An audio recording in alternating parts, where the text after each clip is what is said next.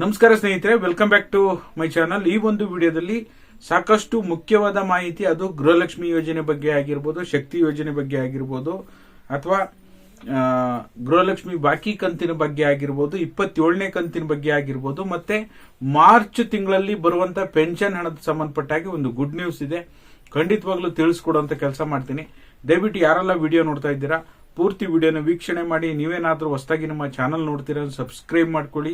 ಹಾಗೆ ಎಲ್ಲರೂ ವಿಡಿಯೋಕ್ಕೊಂದು ಲೈಕ್ ಕೊಡುವ ಮೂಲಕ ಸಪೋರ್ಟ್ ಮಾಡಿ. ಮಾರ್ಚ್ ತಿಂಗಳ ಪೆನ್ಷನ್ ಹಣಕ್ಕೆ ಸಂಬಂಧಪಟ್ಟ ಹಾಗೆ ಏನಪ್ಪಾ ಹೊಸ ಅಪ್ಡೇಟ್ ಅಂದ್ರೆ, ಈಗ ಆಲ್ರೆಡಿ ಮಾರ್ಚ್ ತಿಂಗಳ ಪೆನ್ಷನ್ ಹಣ ಪುಷ್ ಟು ಡಿಬಿಟಿಗೆ ಬಂದಿದೆ. ಅಂದ್ರೆ ಈಗ ಸಿಂಪಲ್ ಆಗಿ ಹೇಳಬೇಕು ಅಂದ್ರೆ, ಜಮಾ ಮಾಡುವಂತ ಹಂತಕ್ಕೆ ಈಗ ಆಲ್ರೆಡಿ ಮಾರ್ಚ್ ತಿಂಗಳ ಪೆನ್ಷನ್ ಹಣ ಬಂದಿದ್ದು, ಇನ್ನು ಕೆಲವೇ 3-4 ದಿನಗಳಲ್ಲಿ ನಿಮ್ಮೆಲ್ಲರ ಖಾತೆಗೂ ಹಣ ಜಮಾ ಆಗುತ್ತೆ.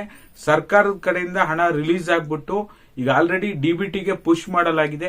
ಡಿಬಿಟಿ ಮುಖಾಂತರ ಹಂತ ಹಂತವಾಗಿ ಕರ್ನಾಟಕದ ಎಲ್ಲಾ ಫಲಾನುಭವಿಗಳಿಗೂ ಸಹ ಮಾರ್ಚ್ ತಿಂಗಳ ಪೆನ್ಷನ್ ಹಣ ಜಮಾ ಆಗುತ್ತೆ. ಓಕೆನಾ? ಇನ್ನ 27ನೇ ಕಂತು ಬಗ್ಗೆ ಕೇಳ್ತಾ ಇದ್ದೀರಾ, 27ನೇ ಕಂತು ಯಾವಾಗ ಬರ್ಬೋದು? ನನ್ನ ಅಭಿಪ್ರಾಯದ ಪ್ರಕಾರ 27ನೇ ಕಂತು ಈ ಮಾರ್ಚ್ ಎಂಡ್ ವರೆಗೂ ಸಹ ಹೋಗ್ಬೋದು. ಯಾಕೆಂದ್ರೆ ಈಗ ಆಲ್ರೆಡಿ ಹಣಕಾಸು ಇಲಾಖೆಯಿಂದ ಹಣ ಬಿಡುಗಡೆ ಆಗಿದ್ರೆ ಸ್ವಲ್ಪ ಬೇಗ ಜಮಾ ಆಗ್ತಾ ಇತ್ತು ಅನ್ಬೋದು. ಹಣಕಾಸು ಇಲಾಖೆಯಿಂದ ಮಹಿಳಾ ಮತ್ತು ಮಕ್ಕಳ ಅಭಿವೃದ್ಧಿ ಇಲಾಖೆಗೆ ಜಮಾ ಆಗೋದು ಇನ್ನೂ ಕೂಡ ಪೆಂಡಿಂಗ್ ಇದೆ. ಆ ಪ್ರೊಸೆಸ್ ಆಗ್ಲಿಕ್ಕೆ ಒಂದು ಸ್ವಲ್ಪ ಸಮಯಾವಕಾಶ ಬೇಕಾಗುತ್ತೆ.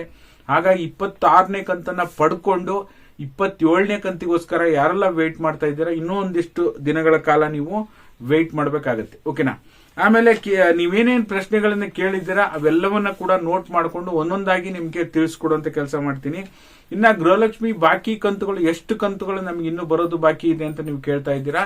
ಈಗ ಆಲ್ರೆಡಿ 26ನೇ ಕಂತು ಅಂದ್ರೆ ಅದು ನವೆಂಬರ್ ತಿಂಗಳ ಹಣ.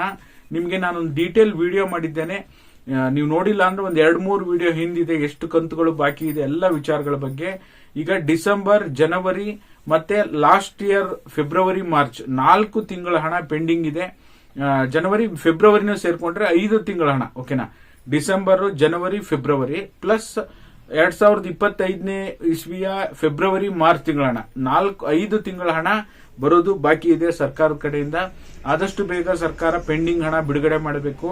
ಇನ್ನ ಯುವನಿಧಿ ಹಣಕ್ಕೆ ಸಂಬಂಧಪಟ್ಟಾಗೆ ಒಂದೊಂದಾಗಿ ಫಾಸ್ಟ್ ಆಗಿ ಹೇಳ್ತಾ ಹೋಗ್ಬಿಡ್ತೀನಿ. ಯುವನಿಧಿ ಹಣಕ್ಕೆ ಸಂಬಂಧಪಟ್ಟಾಗೆ ಅಕ್ಟೋಬರ್, ನವೆಂಬರ್ ವರೆಗೂ ಸಹ ಹಣ ಬಿಡುಗಡೆ ಆಗಿದೆ. ಡಿಸೆಂಬರ್, ಜನವರಿ ಹಣ ಬಿಡುಗಡೆ ಆಗಿಲ್ಲ. ಇನ್ನೂ ಕೂಡ ಸಮಯಾವಕಾಶ ಬೇಕಾಗುತ್ತೆ. ಇನ್ ಕೇಸ್ ಏನಾದ್ರೂ ಹಣ ಬಿಡುಗಡೆ ಹಂತಕ್ಕೆ ಬಂದಿದ್ರೆ ನೀವು ಕೂಡ ಚೆಕ್ ಮಾಡಬಹುದು. ನಿಮ್ಮ ಹತ್ತಿರದ ಯಾವುದೇ ನಾಗರಿಕ ಸೇವಾ ಕೇಂದ್ರಕ್ಕೆ ಹೋಗಿ ಯುವನಿಧಿ ಹಣದ ಸ್ಟೇಟಸ್ ಅನ್ನು ಚೆಕ್ ಮಾಡಿದ್ರೆ ಪುಷ್ ಟು ಡಿಬಿಟಿ ಬಂದಿತ್ತು ಅಂದ್ರೆ ಡಿಸೆಂಬರ್ ಮತ್ತೆ ಜನವರಿ ತಿಂಗಳ ಹಣ ಬಿಡುಗಡೆ ಆಗತ್ತೆ ಅಂತ ಹೇಳ್ಬೋದು. ಓಕೆನಾ? ಇನ್ನೊಂದು ಸುದ್ದಿ ಬಹಳ ವೈರಲ್ ಆಗ್ತಾ ಇದೆ, ಸುದ್ದಿ ಹರಿದಾಡ್ತಾ ಇದೆ. ಗೃಹಲಕ್ಷ್ಮಿ ಹಣವನ್ನ ವಾಪಸ್ ಹಿಂಪಡೆಯುತ್ತೆ ಸರ್ಕಾರ ಅಂತೇಳಿ. ಯಾರ ಹಣವನ್ನ ವಾಪಸ್ ಪಡೆಯುತ್ತೆ ಅಂತ ನೋಡೋದಕ್ಕೆ ಹೋದ್ರೆ, ಯಾರೆಲ್ಲ ಈಗ ಸತ್ತವರ ಖಾತೆಗೆ ಅಂದ್ರೆ ತೀರ್ಕೊಂಡವರ ಖಾತೆಗೂ ಸಹ ಹಣ ಜಮಾ ಆಗಿದೆ, ಅಂತವರ ಖಾತೆಯಿಂದ ವಾಪಸ್ ಪಡೆಯಲು ಸರ್ಕಾರ ಈಗ ಆಲ್ರೆಡಿ ಬ್ಯಾಂಕ್ಗಳಿಗೆ ಸೂಚನೆಯನ್ನ ಕೊಟ್ಟಿದೆ ಅಂತೇಳಿ ಮಾಹಿತಿ ಬರ್ತಾ ಇದೆ. ಕಾದ್ ನೋಡ್ಬೇಕಾಗಿದೆ. ಅವ್ರೇನಾದ್ರೂ ಬ್ಯಾಂಕ್ ಅಲ್ಲಿ ಇಟ್ಕೊಂಡ್ರೆ ಪರವಾಗಿಲ್ಲ, ಬ್ಯಾಂಕ್ ಅಲ್ಲಿ ಖಾಲಿ ಮಾಡ್ಕೊಂಡಿದ್ರೆ ಅಥವಾ ಅವ್ರ ಮಕ್ಕಳು ಅದನ್ನ ಯುಟಿಲೈಸ್ ಮಾಡ್ಕೊಂಡ್ಬಿಟ್ಟಿದ್ರೆ ಖಂಡಿತವಾಗ್ಲೂ ಅದು ಉಪಯೋಗ ಬರೋದಿಲ್ಲ. ಬಟ್ ಇನ್ ಕೇಸ್ ಏನಾದ್ರೂ ಅಕೌಂಟ್ ಅಲ್ಲೇ ಇದ್ರೆ ಅವರು ಬ್ಯಾಂಕ್ ಗಳ ಮೂಲಕ ವಾಪಸ್ ಪಡೀಲಿಕ್ಕೂ ಸಹ ಸರ್ಕಾರ ಈಗ ಸೂಚನೆಯನ್ನ ನೀಡಿದೆ ಅಂತ ಹೇಳ್ಬೋದು. ಅದು ಯಾರ್ದು ಅಂದ್ರೆ, ಈಗ ಆಲ್ರೆಡಿ ತೀರ್ಕೊಂಡಿರ್ತಾರೆ ಅಂತವ್ರ ಹೆಸರಲ್ಲಿ ನಿರಂತರವಾಗಿ ಗೃಹಲಕ್ಷ್ಮಿ ಹಣ ಹೋಗ್ತಾ ಇರುತ್ತೆ, ಅಂತವ್ರ ಹಣ ಮಾತ್ರ. ಓಕೆನಾ? ಇನ್ನ ಜೀವಿತ ಪ್ರಮಾಣ ಪತ್ರ ಗೃಹಲಕ್ಷ್ಮಿಯರು 27ನೇ ಕಂತಿಗೆ ಪಡ್ಕೋಬೇಕಾ? ಖಂಡಿತವಾಗ್ಲೂ ಇಲ್ಲ. ಇದ್ರ ಬಗ್ಗೆ ಸರ್ಕಾರದಲ್ಲಿ ಚಿಂತನೆ ನಡೆದಿದ್ದಂತೂ ಹೌದು, ಜೀವಿತ ಪ್ರಮಾಣ ಪತ್ರವನ್ನು ಕೊಡಬೇಕು ಅಂತ ಹೇಳಿ. ಬಟ್ ಆದ್ರೆ 27ನೇ ಕಂತಿಗೆ ಜೀವಿತಾವಧಿ ಪ್ರಮಾಣ ಪತ್ರ ಕೊಟ್ರೆ ಮಾತ್ರ 27ನೇ ಕಂತು ಬರುತ್ತೆ ಅನ್ನೋದು ಸುಳ್ಳು ಸುದ್ದಿ. ಸದ್ಯಕ್ಕಂತೂ ಈಗ ಆದೇಶ ಬಂದಿಲ್ಲ ಅಧಿಕೃತವಾಗಿ. ಆದೇಶ ಬಂದ್ರೆ ಮುಂದಿನ ದಿನಗಳಲ್ಲಿ ನಿಮ್ಗೆ ತಿಳಿಸ್ಕೊಡ್ತೀವಿ. ಯಾರೆಲ್ಲ ಫಲಾನುಭವಿಗಳು ವೇಟ್ ಮಾಡ್ತಾ ಇದ್ರೆ ಡೋಂಟ್ ವರಿ, ವೇಟ್ ಮಾಡಿ. ಖಂಡಿತವಾಗ್ಲೂ ಜೀವಿತಾವಧಿ ಪ್ರಮಾಣ ಪತ್ರ ಏನಾದ್ರೂ ಕೇಳಿದ್ರೆ ಯಾವ ರೀತಿಯಾಗಿ ಸಬ್ಮಿಟ್ ಮಾಡಬೇಕು, ಯಾವ ದಿನಾಂಕದ ಒಳಗಡೆನೆ ಸಬ್ಮಿಟ್ ಮಾಡಬೇಕು, ಈ ಎಲ್ಲ ವಿಚಾರಗಳ ಬಗ್ಗೆ ನಿಮ್ಗೆ ಮುಂದಿನ ದಿನಗಳಲ್ಲಿ ತಿಳಿಸ್ಕೊಡುವಂತ ಕೆಲಸ ಮಾಡ್ತೀನಿ. ಓಕೆನಾ? ಇನ್ನ ಶಕ್ತಿ ಯೋಜನೆ ಬಗ್ಗೆ, ಸ್ಮಾರ್ಟ್ ಕಾರ್ಡ್ ಬಗ್ಗೆ ಕೇಳ್ತಾ ಇದ್ದೀರಿ. ಶಕ್ತಿ ಯೋಜನೆ ಸ್ಮಾರ್ಟ್ ಕಾರ್ಡ್ ಏನಾದ್ರೂ ಬಿಡುಗಡೆ ಮಾಡಿದಾರಾ?